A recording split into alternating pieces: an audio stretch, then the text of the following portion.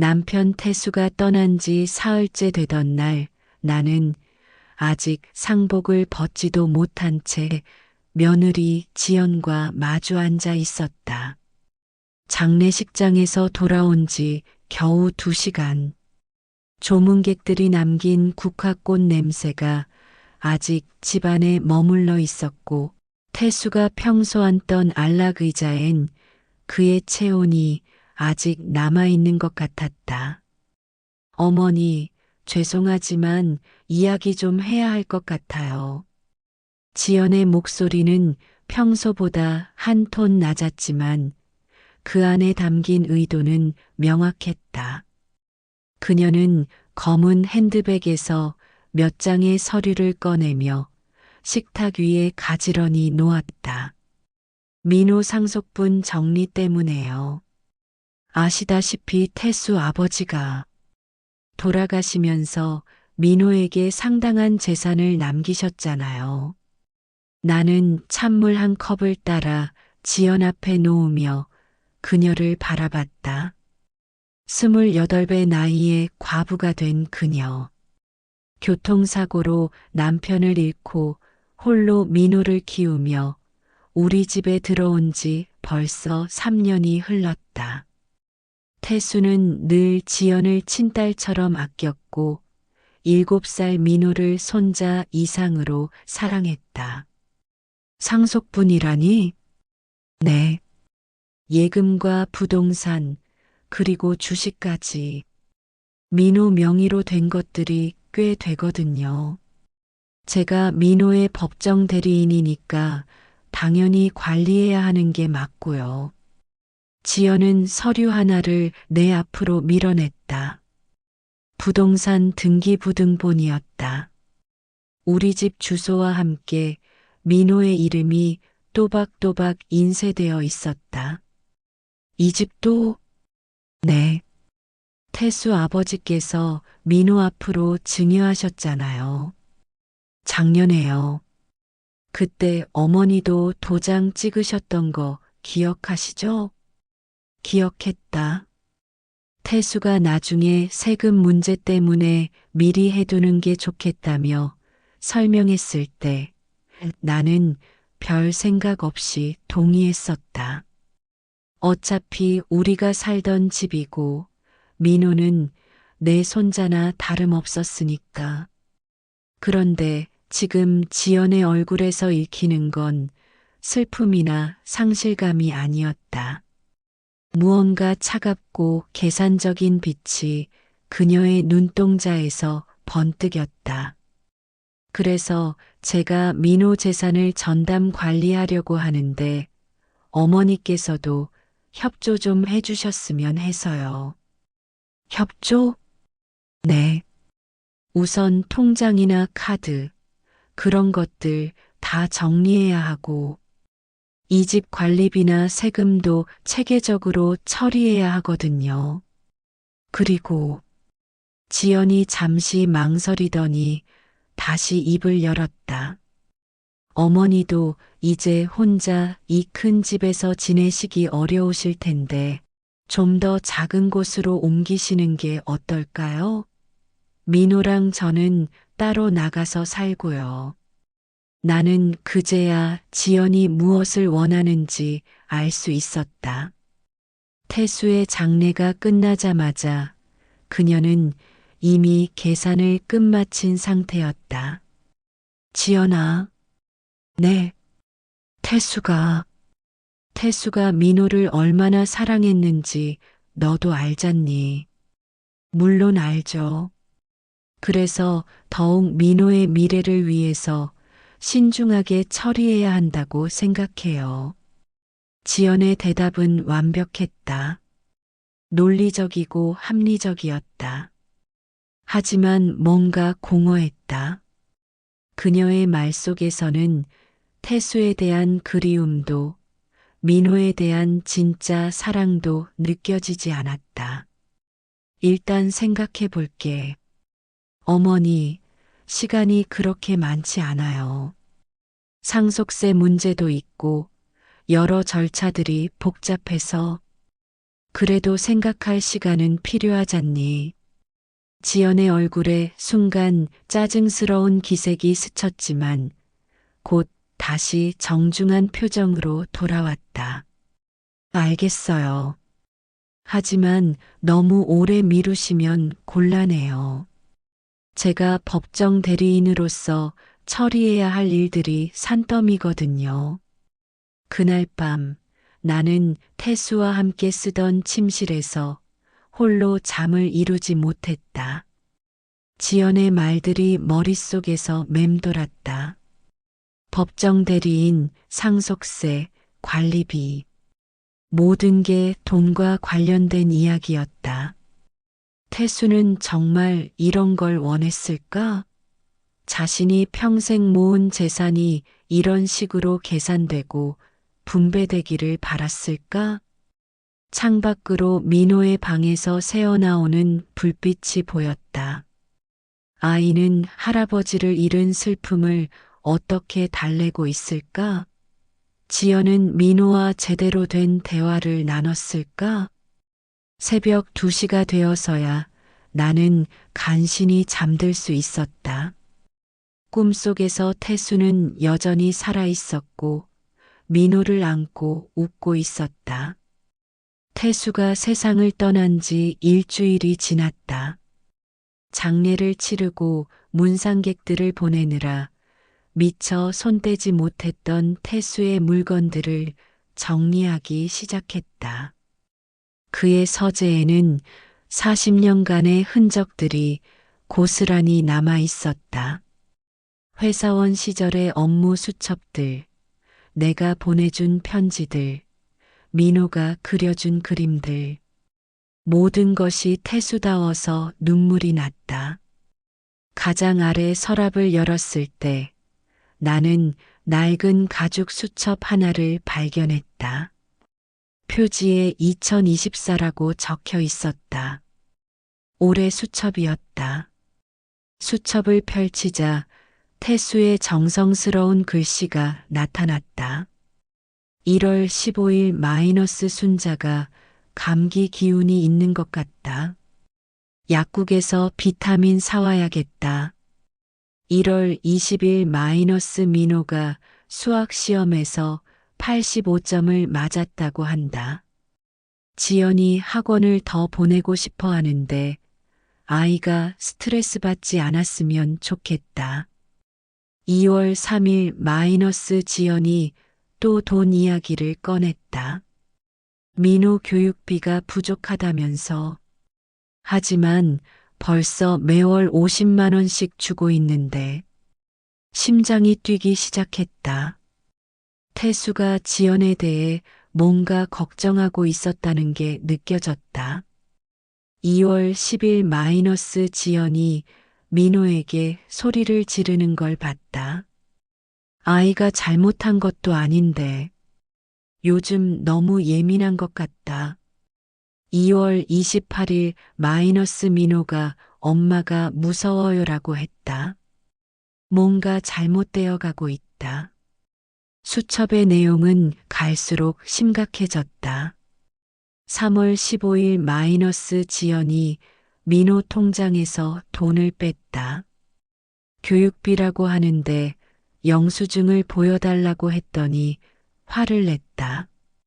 4월 2일 마이너스 민호가 학교에서 돌아와 울고 있었다. 지연이 또 뭐라고 했나 보다. 이렇게 키우면 안 되는데.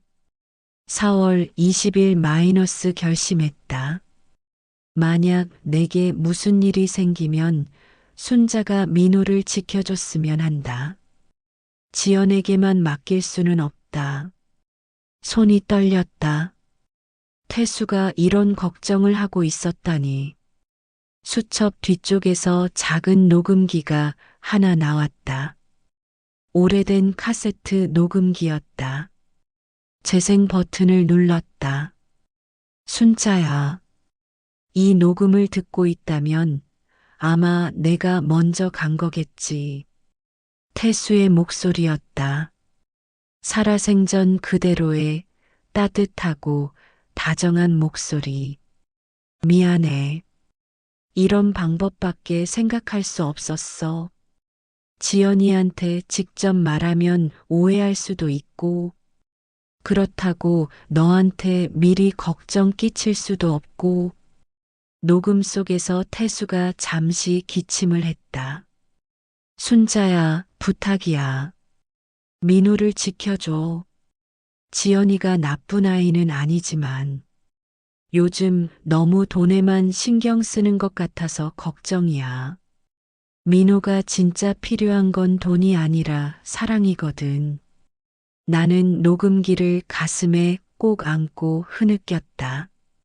내가 민호 앞으로 해둔 재산들, 그게 진짜 민호를 위해 쓰였으면 좋겠어. 지연이한테만 맡기면 안 될 것 같아서. 순자야, 너라면 할 수 있을 거야. 녹음이 끝났다. 나는 한참 동안 그 자리에 앉아 있었다. 태수의 마지막 부탁을 들은 것이다. 그날 저녁, 지연이 또다시 재산 정리 이야기를 꺼냈을 때 나는 달라진 시선으로 그녀를 바라봤다. 어머니, 생각해 보셨어요? 민호 통장 관리하는 거 말이에요. 지연아, 급한 건 아니잖니.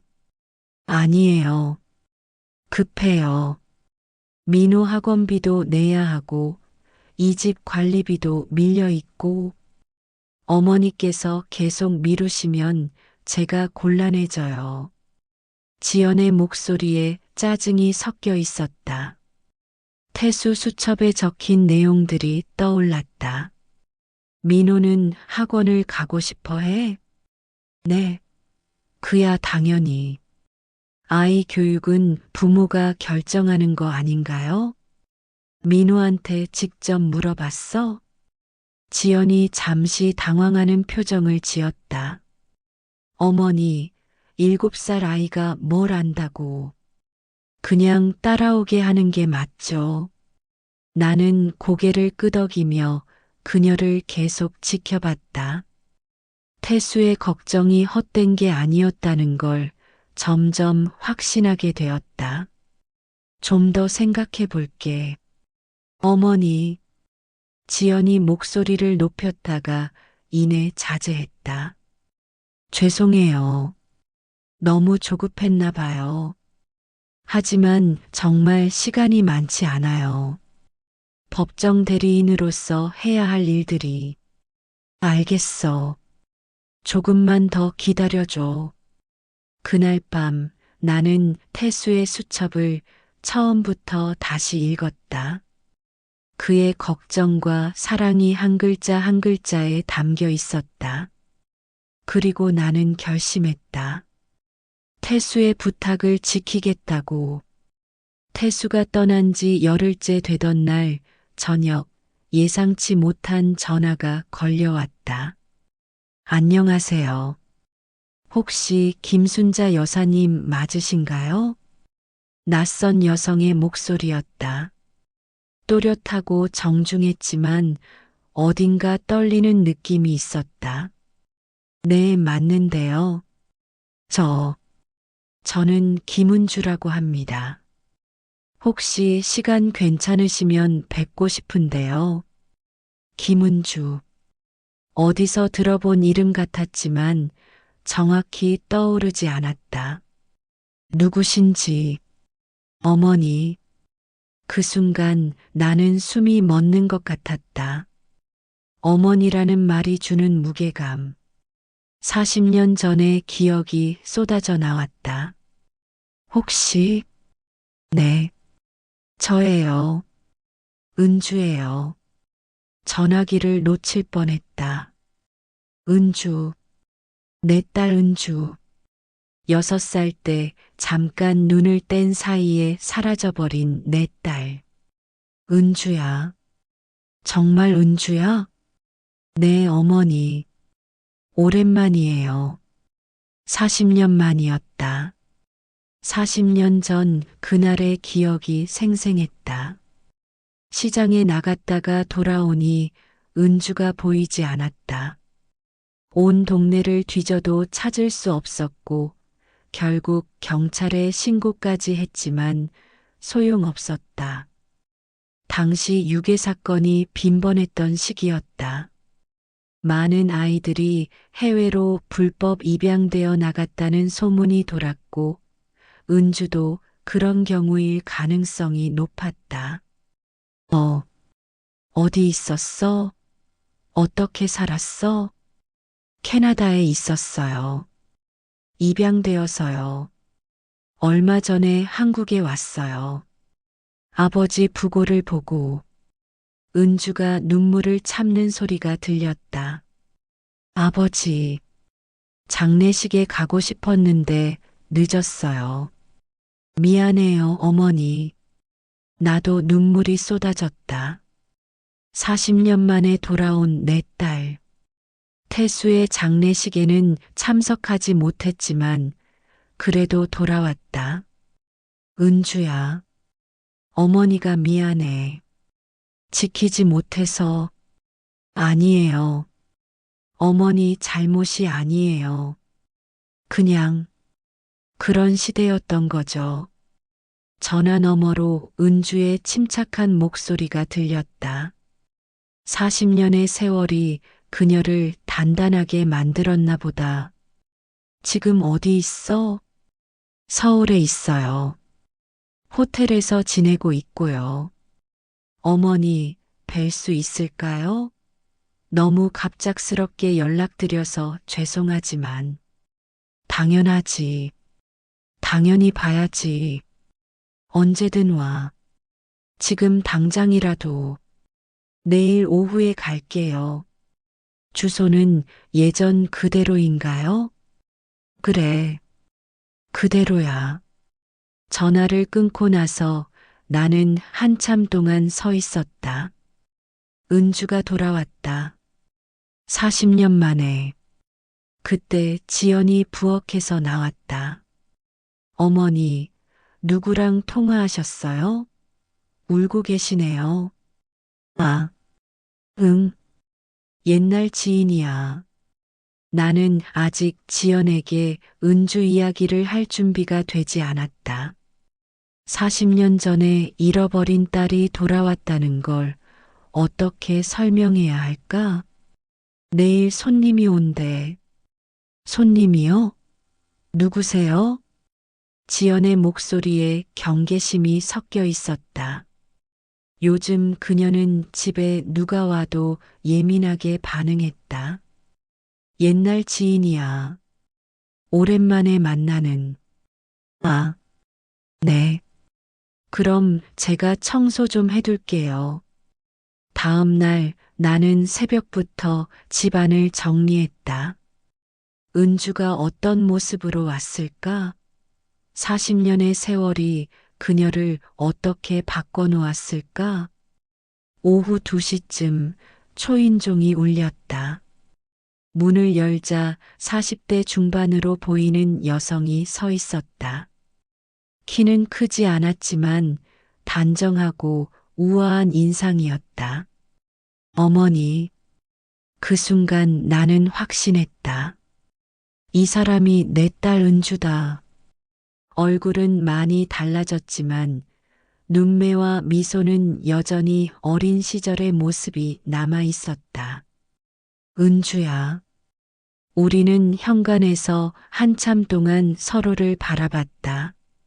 40년의 빈자리가 느껴졌지만 동시에 끊어지지 않았던 연결고리도 느껴졌다. 들어와. 어서 들어와. 거실에 앉아 차를 마시며 은주는 자신의 이야기를 들려줬다. 캐나다 토론토에 사는 부부에게 입양됐어요. 좋은 분들이었어요. 대학도 보내주시고 직업도 가질 수 있게 도와주셔서 지금은 심리 상담사로 일하고 있어요. 결혼은 혼자 살아요. 한때 결혼했었는데 이혼했어요. 아이는 없고요. 은주가 잠시 침묵했다가 다시 입을 열었다. 어머니, 아버지는 어떻게 돌아가셨어요? 나는 태수의 마지막 몇 달을 이야기해 줬다. 심장병이 악화되어 갔던 과정, 마지막까지 민호를 걱정했던 모습들. 민호가 누구예요? 아, 민호는 그때 현관문이 열리며 지연과 민호가 들어왔다. 학원에서 돌아오는 길이었나 보다. 어머니, 손님 오셨네요. 지연이 은주를 보며 인사했다. 안녕하세요. 안녕하세요. 김은주라고 합니다. 은주가 정중하게 인사를 받았다. 그리고 민호를 보며 부드럽게 웃었다. 안녕, 민호야. 민호는 수줍게 고개를 숙였다. 인사해, 민호야. 이분은 할머니 딸이셔. 지연이 깜짝 놀라며 나를 봤다. 네, 딸이요? 응. 오랫동안 외국에 있었는데 이번에 돌아왔어. 지연의 표정이 복잡해졌다. 갑자기 나타난 가족 구성원에 대한 당황스러움과 뭔가 계산하는 듯한 표정이 섞여 있었다. 아, 그렇군요. 반가워요. 그날 저녁 은주는 호텔로 돌아갔다. 하지만 우리는 앞으로 자주 만나기로 약속했다. 지연은 은주가 떠난 후 계속 불안해 보였다. 어머니, 은주 씨가 갑자기 나타나신 거네요? 갑작스럽긴 하지만 내 딸이야. 그렇지만 40년 동안 연락도 없었는데 지연의 말에는 경계심이 짙게 배어 있었다. 그녀가 무엇을 걱정하는지 알 것 같았다. 새로운 변수가 나타났다. 그리고 이 변수는 지연의 계획에 큰 영향을 미칠 수 있었다. 은주가 돌아온 지 사흘 후 나는 그녀에게 태수의 수첩과 녹음기를 보여주기로 결심했다. 40년 만에 돌아온 딸에게 우리 가족의 현실을 알려야 한다고 생각했다. 은주는 차분하게 수첩을 읽어 내려갔다. 태수의 세심한 기록들, 지연에 대한 걱정들, 민호를 향한 사랑들, 모든 것을 꼼꼼히 살펴봤다. 아버지가 정말 세심하셨네요. 녹음기를 들은 후 은주는 한참 동안 말이 없었다. 심리 상담사라는 직업 때문인지 그녀는 상황을 객관적으로 분석하려 노력하는 것 같았다. 어머니, 현재 민호의 법정 대리인은 지연 씨가 맞나요? 그렇지. 그리고 아버지가 남긴 재산의 대부분이 민호 명의로 되어 있고요. 응. 은주가 심각한 표정으로 나를 봤다. 어머니, 아버지의 걱정이 현실이 될 수도 있어요. 법정 대리인의 권한은 생각보다 강해요. 특히 재산 관리에 있어서는 거의 절대적이거든요. 그럼 어떻게 해야 하지? 확실한 증거가 필요해요. 지연 씨가 정말 민호의 이익에 반하는 행동을 하고 있다는 증거 말이에요. 그날부터 은주와 나는 조심스럽게 지연을 관찰하기 시작했다. 그리고 며칠 지나지 않아 의심스러운 정황들을 발견할 수 있었다. 지연은 매일같이 온라인 쇼핑몰을 들여다봤다. 명품 가방, 화장품, 옷가지들. 가격을 보면 적게는 수십만 원에서 많게는 수백만 원짜리였다. 민호 카드로 결제하는 건 아니겠지? 나는 은주에게 조심스럽게 물었다. 확인해 봐야 할 것 같아요. 은주는 민호와 친해지기 위해 노력했다. 심리 상담사라는 직업의 장점을 살려 아이와 자연스럽게 대화를 나눴다. 민호야, 엄마랑 재미있게 놀아? 엄마는 항상 바빠요. 무엇 때문에 바쁜 것 같아? 컴퓨터로 쇼핑해요. 그리고 전화도 많이 해요.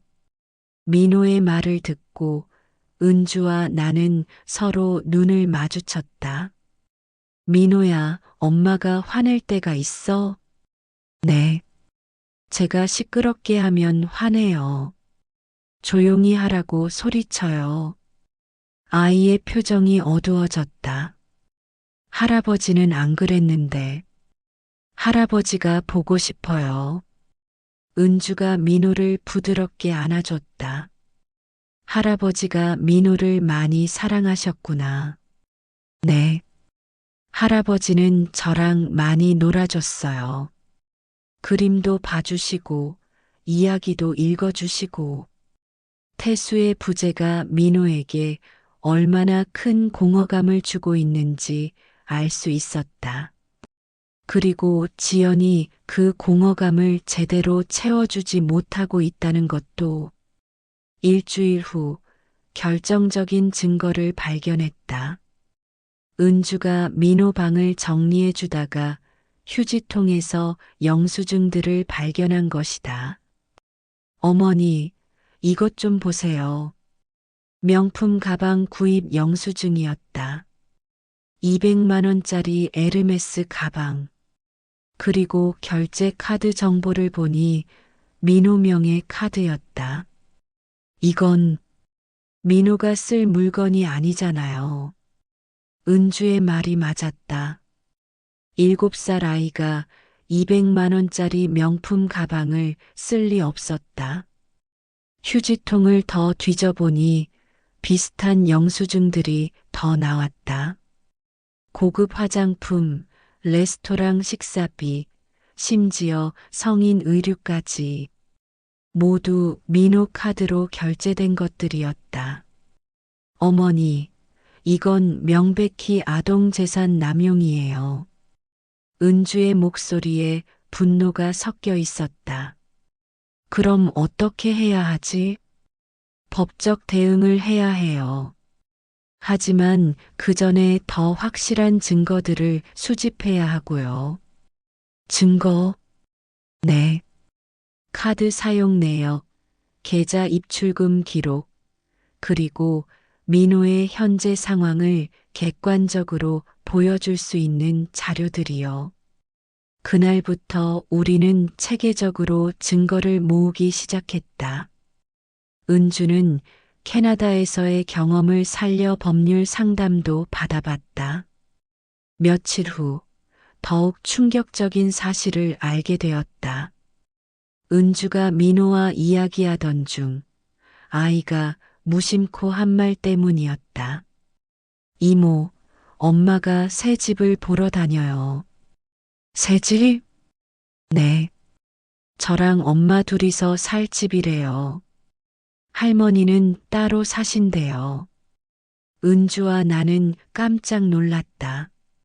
지연이 이미 구체적인 계획을 세우고 있었던 것이다. 민호야, 엄마가 언제 그런 이야기 했어? 어제요. 새 집에 가면 더 좋은 방을 써도 된대요. 그런데 민호가 갑자기 슬픈 표정을 지었다. 할머니도 같이 안 가면 심심할 것 같아요. 아이의 순수한 말이 가슴을 아프게 했다. 민호는 가족이 떨어져 살게 되는 상황을 제대로 이해하지 못하고 있었다. 그날 저녁 지연이 정말로 새집 이야기를 꺼냈다. 어머니, 좋은 집을 하나 알아봤어요. 민호랑 저 둘이 살기에 딱 적당한 크기예요. 갑작스럽긴 하지만 민호도 이제 크고 있잖아요. 저희만의 공간이 필요할 것 같아서요.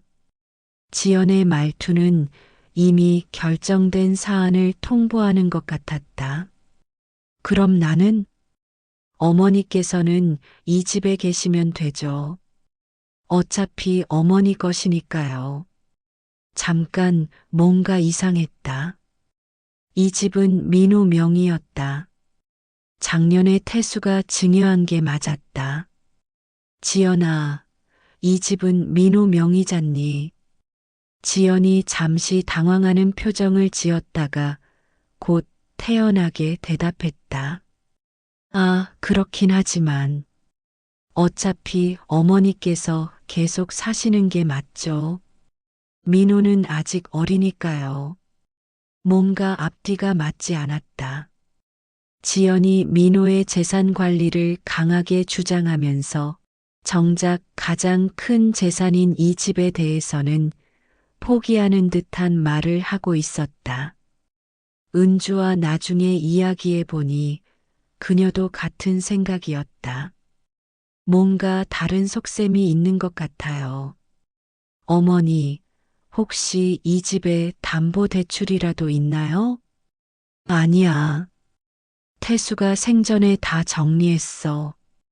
그럼 왜 집은 포기하려는 걸까요? 우리의 의문은 며칠 후에 풀렸다. 은주가 부동산 등기소에 가서 등본을 다시 떼어본 결과 충격적인 사실이 드러났다. 이 집에 1억 원의 근저당이 설정되어 있었던 것이다. 그것도 불과 일주일 전에. 어머니, 지연 씨가 민호의 법정 대리인 자격으로 이 집을 담보로 대출을 받았어요. 뭐라고? 1억 원이요. 그리고 보세요. 대출 신청일이 언제인지. 태수가 세상을 떠나고 열흘 후였다. 지연은 장례가 끝나자마자 바로 움직인 것이다. 그럼 그 돈은 어디에?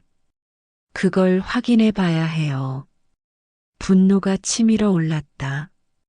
지연이 태수의 장례식 직후부터 이런 계획을 세우고 있었다는 게 믿어지지 않았다. 어머니, 이제 더 이상 미룰 수 없어요. 법적 대응을 해야 해요. 은주의 말이 맞았다. 하지만 나는 여전히 망설여졌다. 그럼 민호는 어떻게 되는 거야? 민호를 지키기 위해서예요. 이대로 두면 민호의 모든 재산이 사라질 수도 있어요. 그날 밤 나는 태수의 수첩을 다시 읽었다. 그의 마지막 부탁이 다시 들렸다. 순자야, 민호를 지켜줘. 이제 결심할 때였다.